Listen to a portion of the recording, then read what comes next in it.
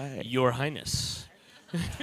Does anybody else call you Your Highness? Yeah, I'm getting used to it. Yeah. Is this the first? Was this the first place? Yeah. No, really. Mahanjit. We have him to thank. Yeah. I. So, Johannes. I am. I. It's interesting talking with Sumitra, right, about seeing a global issue, or at least an issue on the subcontinent of India. Not necessarily, fully understanding the plight of the life of the farmer, but seeing the global issue. But for you, it seems like that was almost reversed. Yeah. You also work with farmers in Indonesia. You have a really deep empathy for the farmer. Can you tell us about your experience with farming before you started Crowdy? Yeah.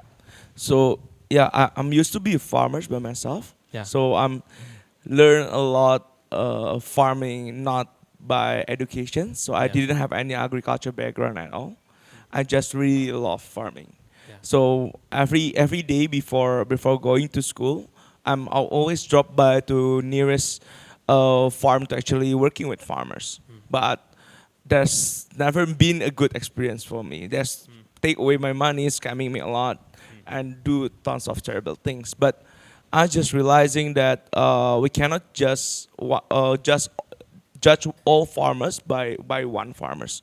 So I need to figure out how to actually helping farmers, while not being a farmers. Yeah. So that's the challenge. Yeah. So when you were walking to and from school and Yeah. you were helping out these farmers, how old were you?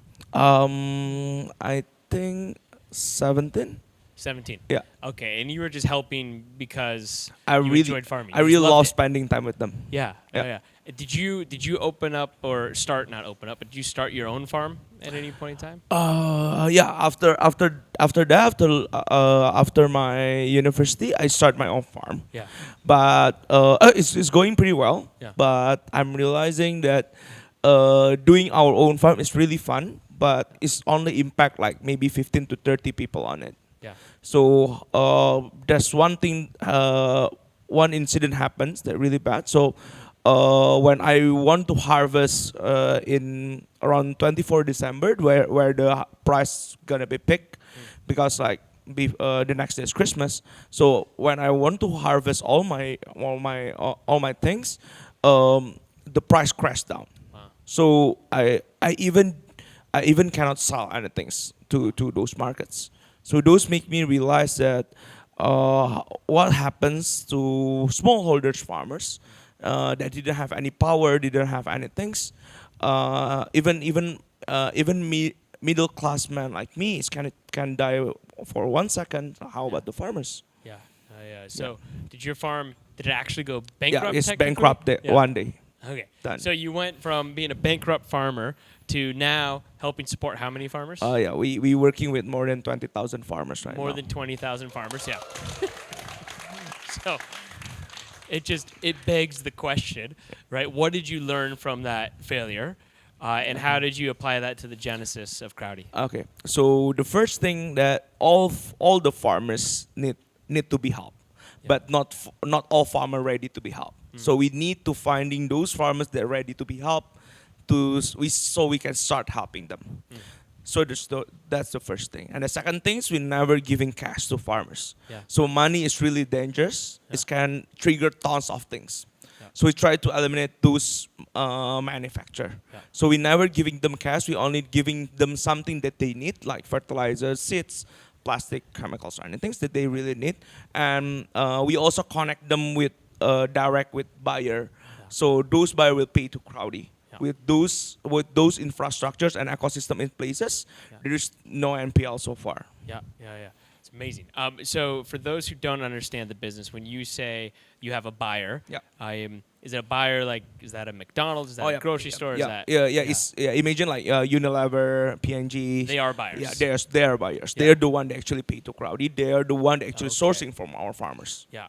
So they'll come in and say, we need 10,000. Yeah.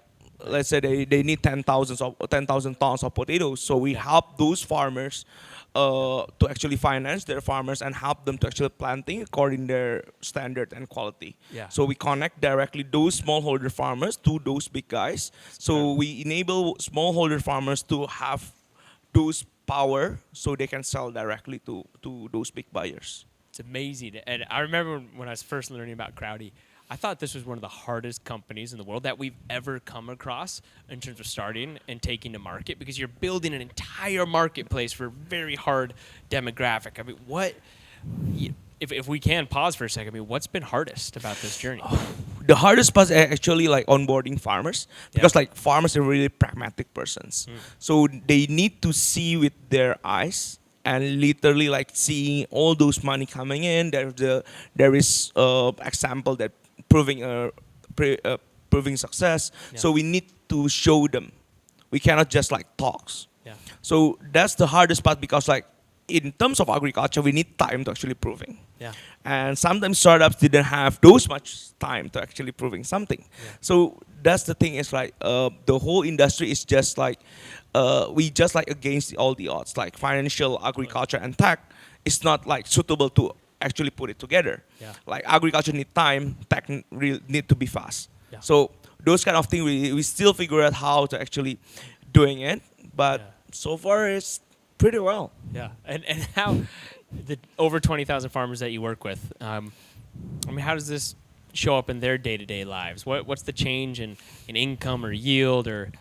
Yeah, the first thing that we see, the main vision of CROWDE, we want to make every farmer success. Yeah. So the first bottom line that we see, if is there an increase in our income. So we increase from $50 a month to $150 a month. So 3 times. So yeah, so that's the first bottom line that we Yeah. do.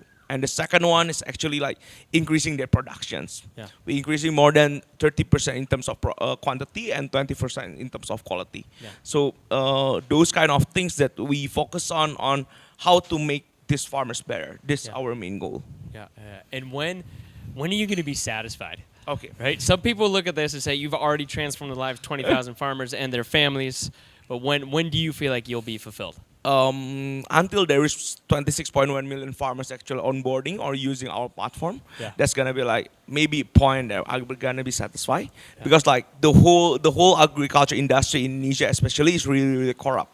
Yeah. So those industry really like those smallholder farmers is poor and stupid. Yeah. They really like those kind of feeling because they can benefit from it. Yeah. So what our technology can do is actually enable those farmers to fight the whole corrupt industry, Yeah. to giving them tools, to giving them power so they can fight this corrupt industry. So that's how we also always positioning CROWDE in their life. Yeah, I love it. So you'll be almost fulfilled once you've reached 20 million farmers. Yep. I love it. So let's go back in time to when this was much more of an unreasonable idea. Sure. Because now we're hearing it, right? We say, okay, it's already working. You're tripling the income over 20,000 farmers. Sounds hard, but you did it. I mean, when you got out of university Yep. and you decided to start a farm, I mean, what did your parents think? They think I'm crazy. Yeah. It's because like my mom always told me like, why don't you like working to Unilever, FMCG big company, like all those company offering you something, right? Yeah.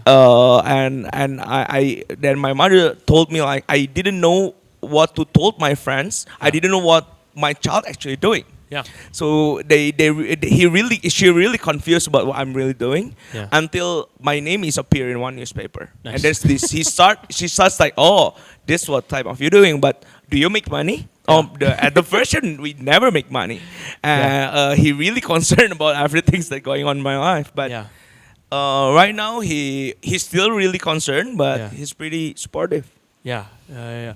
And so between that moment in time when you started farming and then you started CROWDE, and then how long until you showed up in the newspaper? Oh, it's been like 2.5 years, 3 years. 2.5 years. So was that a lonely 2.5, 3 years? How did you get through that? Yeah. The first thing that I know is actually like I'm meeting farmers every day, so I see the one that actually get impact by our platform. But it's really a lonely journey. Like nobody actually understand about why I'm actually doing this. Yeah. Is it can happens or not, or there's some kind didn't understand about the whole way of thinking, Yeah. and there is no friends and there is no one to share. So I only have my real friends and books to actually talk to. So yeah. Yeah. And in hindsight, you look back on that. I think a lot of us here can relate to that, and how lonely it can be to do something that's out on the edge, that's really pioneering.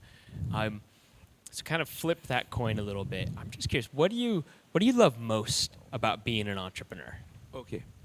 So the best part of being entrepreneur is actually make something real that coming in from your head.